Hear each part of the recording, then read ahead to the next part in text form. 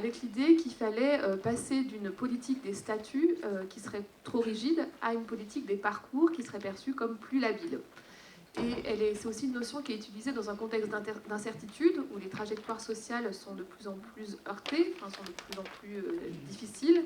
Et finalement, c'est une notion qui est beaucoup utilisée pour venir finalement responsabiliser, on en a parlé aussi ce matin,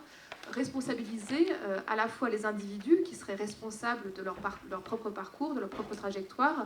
Il faudrait qu'ils aient le déclic, finalement. Il suffirait que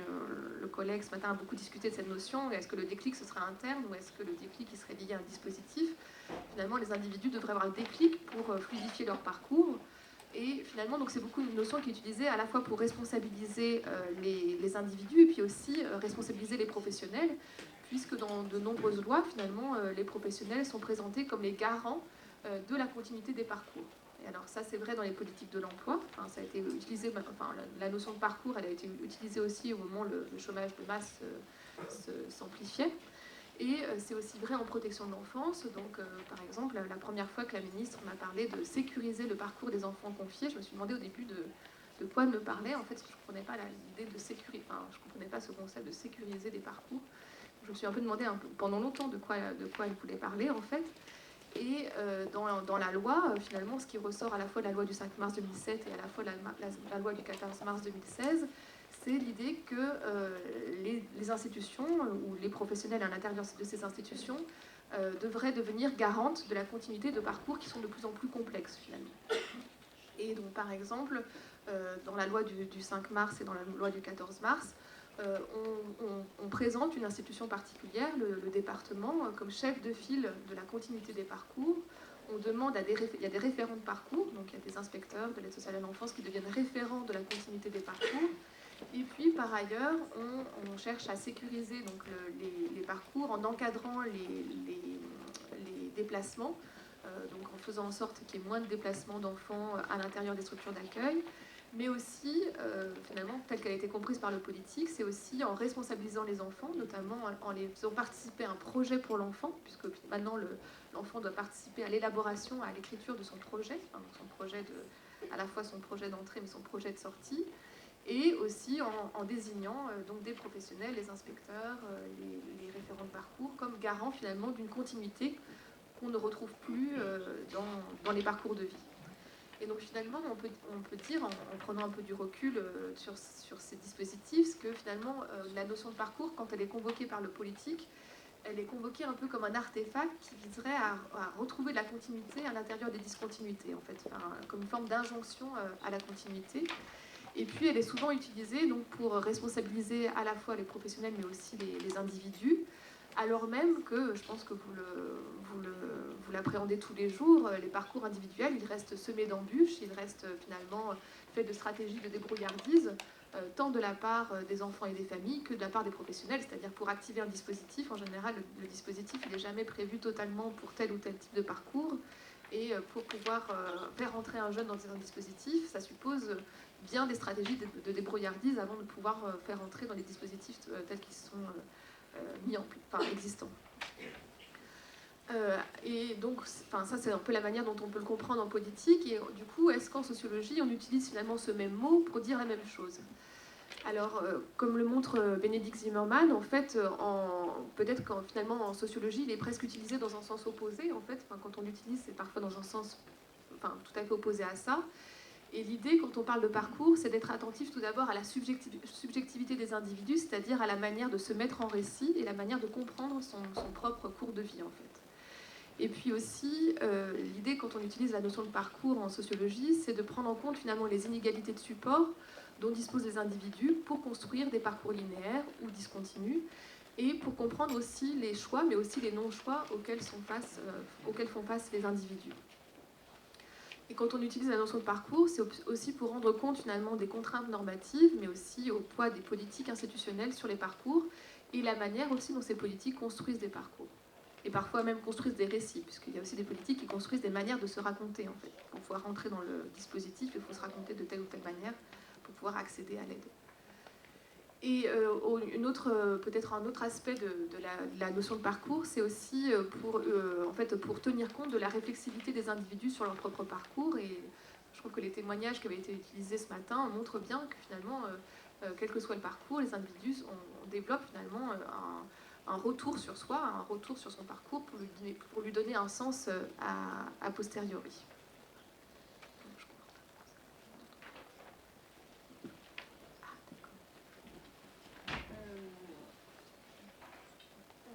Et donc, on peut se questionner finalement en quoi ce concept est heuristique pour comprendre les parcours de vie et pour comprendre finalement les dispositifs sociaux. Alors juste quelques rappels, mais ça a déjà été beaucoup évoqué dans la conférence inaugurale. L'idée de la notion de parcours, c'est finalement de comprendre la question de la temporalité, c'est-à-dire finalement comment les cours de vie évoluent en fonction de l'avancée dans l'âge. La notion de parcours, elle permet aussi finalement d'articuler les dynamiques individuelles avec les contextes socio-historiques, mais aussi du coup d'articuler la question des épreuves personnelles avec la question des milieux, ou encore d'articuler les questions qui seraient de l'ordre de l'intériorité, du psychique, et de l'ordre du collectif. Et puis aussi, la notion de parcours, finalement, elle permet de saisir l'importance des présences sociales et de la coopération tout au long des cours de la vie chez des individus qui naissent dépendants et qui sont appelés à le devenir et qui finalement sont dépendants tout au long de la vie. Et par rapport aux questions sociales, donc il y a eu un numéro spécial qui a été édité par Catherine Negroni et Philippe Cardon dans la revue Recherche familiale sur en quoi la notion de parcours peut être utile quand on s'intéresse aux familles et aux enfants pris en charge par des dispositifs sociaux. Et ce qu'ils ont cherché à montrer, c'est que finalement la notion de parcours permet de sortir les usagers de leur statut institutionnel d'usager, c'est-à-dire de les prendre en compte pas seulement comme des usagers, puisque dans la question du parcours de vie, on va s'intéresser à l'articulation entre les différentes sphères de vie. Donc un usager, il n'est jamais que usager d'un dispositif, il est aussi il est aussi parent, il est aussi, je sais pas moi, animateur, peut-être animateur dans un club de foot, il est peut-être aussi cousin de quelqu'un, etc. Donc il est pris dans un réseau d'interrelations et il peut avoir des statuts très différents et des ressources très différentes selon les sphères de vie. On peut être dominé dans une sphère de vie et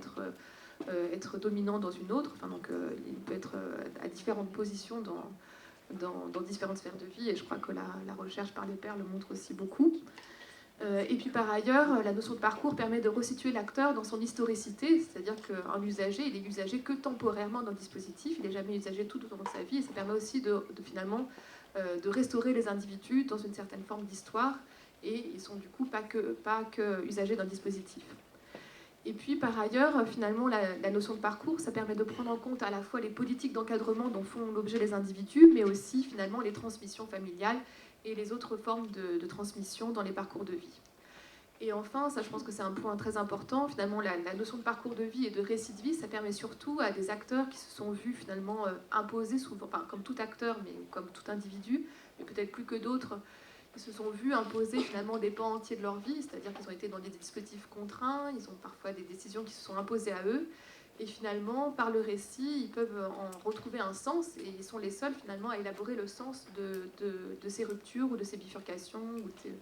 ou de ces hésitations en fait. Et ça, je trouve que c'est très vrai pour les enfants de la protection de l'enfance, qui ont parfois été, par exemple, déplacés d'un lieu à l'autre, et pourtant ils sont les seuls à pouvoir expliquer ces déplacements, ou de trouver un sens à ces déplacements en fait. Donc, j'ai tenté cette fois-ci d'y arriver. Alors, la notion de parcours, il me semble qu'elle est plus heuristique que d'autres notions qui ont été travaillées en sociologie. Donc là, je vais faire très bref. Avant la notion de parcours, il y avait d'autres notions qui étaient utilisées, notamment la notion d'itinéraire, de trajectoire et de carrière. Et je trouve que la notion de parcours est plus intéressante, en tout cas pour comprendre les objets qui nous intéressent ici. D'une part, donc, si on prend la question de la trajectoire, ce serait l'idée que la trajectoire est balisée par avance, et qu'on va d'un point A à un point D finalement sans bifurcation, sans hésitation.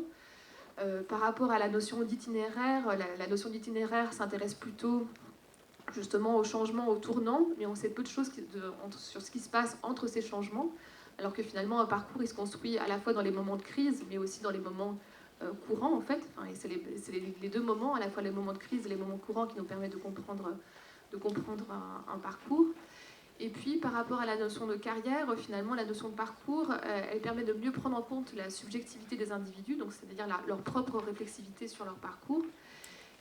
Et par ailleurs, la notion de parcours permet de voir qu'on est... Parce que avec la notion de carrière, on s'est intéressé par exemple aux carrières de malades, aux carrières de chômeurs, aux carrières de délinquants, etc. etc. Et finalement, on s'intéresse à ce qui se passe pour un individu que dans un seul espace, alors que la notion de parcours permet aussi de voir ce qui se passe pour l'individu dans différents espaces, et notamment le fait qu'il a plus ou moins de ressources selon les espaces. Alors, je vais avancer, je vais laisser ces aspects théoriques pour comprendre finalement comment la notion de parcours a pu être pour nous intéressante pour comprendre la question de l'entrée dans l'âge adulte des jeunes sortant de la protection de l'enfance, en rappelant des éléments et puis en allant plus sur la typologie qu'on a pu élaborer pendant la recherche. Et puis après, Léo parlera donc des suites qui ont été données à ce projet. À travers la notion de parcours, on s'était intéressé à la question du passage à l'âge adulte des jeunes sortant des dispositifs, avec le point de départ, l'idée que finalement la transition à l'âge adulte s'est assez modifiée pour la population générale,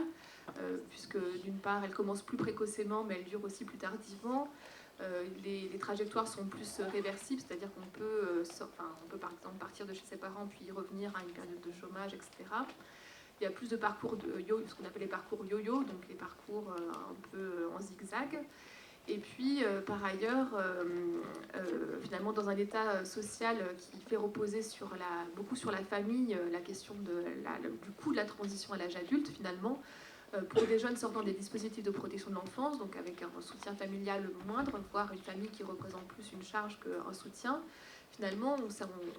on partait du constat que la transition demandée était plus accélérée et plus compressée dans le temps. C'est-à-dire qu'on demande à des personnes qui ont moins de ressources et moins de soutien de faire plus et mieux que la population générale, en fait, de faire plus vite, dans un laps de temps plus rapide et avec moins de ressources que la population générale. Et par ailleurs, donc, ces jeunes sortant des dispositifs de protection, ça je pense que Léo pourra en parler plus que moi, sont face aussi à un dispositif qui finalement devient de plus en plus fluctuant. C'est-à-dire qu'il y a certes, il y a des aides qui sont programmées pour ces jeunes, avec notamment des aides sous la forme d'un contrat jeune majeur, mais elles sont limitées dans le temps, jusqu'à 21 ans, et aussi limitées dans les actions proposées. Et surtout, elles demandent aux jeunes de plus en plus de construire un projet, donc c'est-à-dire de témoigner d'une capacité à mettre en récit son parcours pour demander de l'aide, et aussi de conformer leur projet aux normes attendues. Et par ailleurs, c'est des aides qui sont très inégalement réparties sur le territoire, parce que donc, par exemple, selon les départements, il y a 3% de la population, 3% ou 20% de la population des sortants qui sont aidés. Donc, c'est des aides qui sont très inégales sur le territoire. Et puis, il y a tout un jeu interinstitutionnel que vous